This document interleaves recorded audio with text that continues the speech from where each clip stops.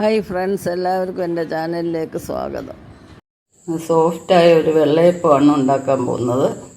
അതിനുവേണ്ടി 2 ഗ്ലാസ് പച്ചരി എടുത്തിട്ടുണ്ട്. ഒരു ഇളം കരിക്ക് അതിൻ്റെ വെള്ളത്തോടു കൂടി അരച്ചിട്ടുണ്ട്. വേറെ ഇതിനു വേണ്ടി ഒരു സ്പെഷ്യൽ ഐറ്റമായിട്ടുള്ള കൂട്ടാനാണ് ഉണ്ടാക്കാൻ പറ്റുന്നത്. നിലക്കടല. നമ്മുടെ നിലക്കടലയെല്ലാം നന്നായിട്ട് കുതിർന്ന് വന്നിട്ടുണ്ട്. നമുക്കിത് വേവിച്ചെടുക്കാം. ഇതിന് വേണ്ടുന്ന ചേരുവയാണ് ഒരു 2 പച്ചമുളക് എടുത്തിട്ടുണ്ട്. ചെറിയ ഉള്ളി ഒരു കൈ, ചെറിയ ഉള്ളിക്ക് വരെ സവാള വേണമെങ്കിലും എടുക്കാം. ഒരു മല്ലിയില, 2 തുളസിയില, ഒരു പനിക്കൂർക്ക ഇല, ഒരു തക്കാളി, ആവശ്യത്തിന് ഉപ്പ്. അരപ്പിന് ആവശ്യമായ ചേരുവകളാണ്: 1 സ്പൂൺ മല്ലി, 2-3 ചെറിയ ഉള്ളി അരിഞ്ഞത്, 1 കതിർപ്പ് നല്ല മുളക്,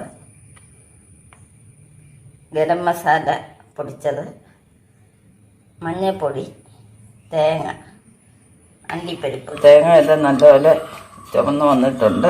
ഇനി നമുക്ക് തീ ഓഫ് ചെയ്യാം. തണുത്തതിന് ശേഷം അരയ്ക്കാം. അരപ്പ് നന്നായിട്ട് അരച്ചെടുത്തിട്ടുണ്ട്. നല്ല പേസ്റ്റ് പോലെ അരച്ചിട്ടുണ്ട്. നമുക്കിത് തീ ഓഫ് ചെയ്യാം. ഈ ബാക്കി ചേരുവകൾ നമുക്ക് നന്നായിട്ട് വരട്ടിയെടുക്കാം. ഉള്ളിയെല്ലാം നന്നായിട്ട് വരണ്ടിട്ടുണ്ട്. നമുക്ക് ഇനി ഇതിലേക്ക് വേവിച്ച് വെച്ച നിലക്കടല ഇട്ട് കൊടുക്കാം. നന്നായിട്ട് തിളച്ചിട്ടുണ്ട്. നമുക്കിതിലേക്ക് അരപ്പ് ചേർക്കാം.